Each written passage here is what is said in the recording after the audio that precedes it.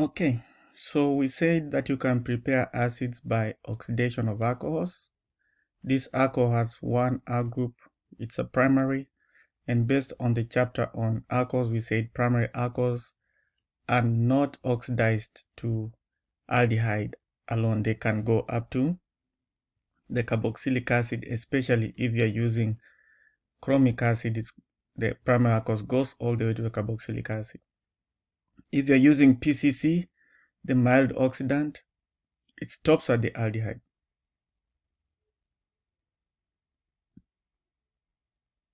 It stops at the aldehyde. But because the chromic oxide Jones reagent is strong, it goes all the way. One can also use silver oxide. You oxidize an aldehyde to carboxylic acid. So you see, it's one way you can make carboxylic acid. We also say that so long as you have at least one hydrogen on the benzylic carbon, okay, it's possible for you to knock out the chain, however long, and where the benzylic carbon is, you put a carbonyl and OH.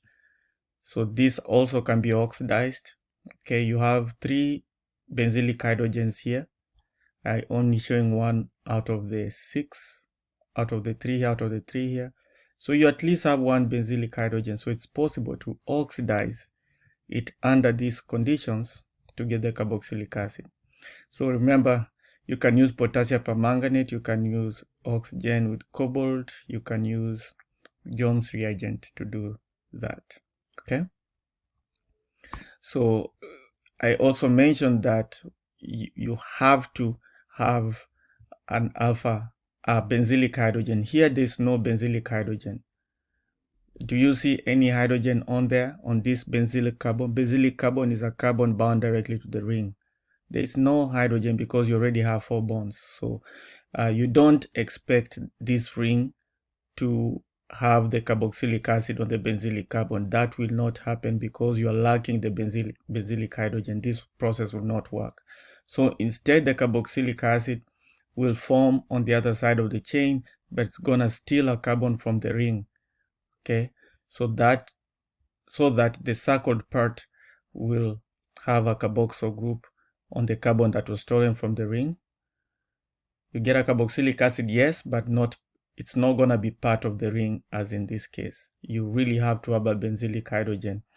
For example, if you had your benzene ring and you had isopropyl, you at least have 1 hydrogen. So you really have to have a benzylic hydrogen for the ring to be converted to a carboxylic acid derivative. Okay. So there's another way of making acids. You do Grignard. Remember what we said about Grignard. So assume the R group is a CH3 and you have MgBr. I told you with Grignards, really just focus on the R part. That's your nucleophile. The MgBr is going to be a counter ion, which is going to be positively charged. So you use the lone pair to attack the carbon, and then this opens up. Okay, so your R group, which in this case is the R minus, will be bonded to the carbon. One of the carbonyl opens up to give you O minus. The other carbonyl survives. So in this case, specifically for the methyl Grignard, you'll get an ethanoate. Okay, you get an ethanoate. This is a double bond right there. Okay, and then of course I told you this is a counter ion, so that's just gonna balance out the positive charge. In the presence of an acid, the O minus simply gets the proton. That's how you end up with an carboxylic acid. So in this case, if I add an acid like a hydronium, I will get ethanoic acid specifically. Okay, so it's one way of making carboxylic acid, but we employ CO2. That's what's gonna bring the source of a carbon and 2 oxygens, and then we later on quench the reaction by adding an acid which will bring this hydrogen. So specifically, if you want it to be on a ring, one can start by making the Grignard. So this step number 1 is making a Grignard. Okay, how do you make a Grignard reagent? Okay, sorry, it's a surname, so we have to put uppercase G, Grignard. So to make a Grignard, you just add magnesium metal to an alkyl halide. The magnesium inserts between this carbon and the halogen.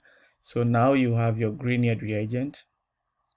You have your Grignard reagent, and now you can use the Grignard reagent to attack the CO2 like we did up here. So use this bond, because that's gonna be the lone pair I put here. This can be just this ring with the lone pair on there. So you can push, this lone pair is this bond. So push your arrow this way, and then one pi bond opens up. So you're going to get a carboxylate. Before you get your carboxylic acid, you get your carboxylate. So this carbon came from CO2, and the other oxygen opened up, gaining a lone pair. So now you have a negative formal charge. And then from here to here, it's this step number 2. You're just doing acidification. Your lone pair of the oxygen attacks the proton. You bring this. So you will have moved from an alkyl halide. You will have moved from the alkyl halide to your carboxylic acid. Okay, notice that the acid is 1 carbon atom longer than the Grignard, and that carbon came from the CO2. Hydrolysis of nitriles will also give you carboxylic acid. A nitrile is just a CN bonded to an R group. Our R group in this case is CH3. Remember when we said that acetonitrile is one of the examples of a protic solvent? That's the first time you saw this molecule.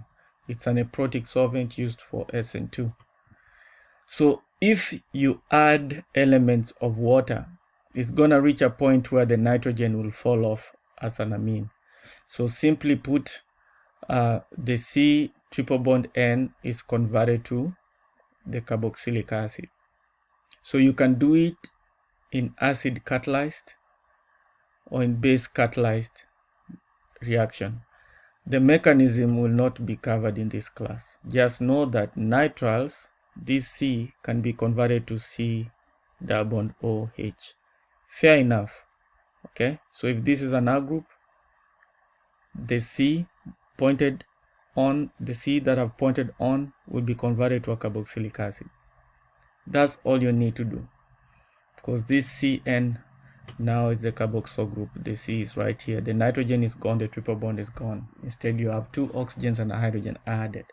So it's called hydrolysis because you're using water to break down the functional group. Lysis is breaking down, hydro is water. So you're breaking down nitriles using water, either in acidic medium or basic medium. Mechanism beyond your scope, we won't discuss it. So one can think of a synthesis of the carboxyl group. So for example, if you're starting with an alkyl halide, this time we are not making a Grignard. One can do SN2, okay? With the nitro group, that's SN2 back attack, you end up with this structure which happens to be a nitro. Okay, remember it's a nitro because there's a C triple bond N. Now this step is the acid hydrolysis. That's an acid, so it's acid catalyzed hydrolysis. Like I said, the carbon of the nitro will be converted to a carboxyl group. The mechanism won't be covered in this class. So that's the 4th way of making carboxylic acid, hydrolysis of nitriles.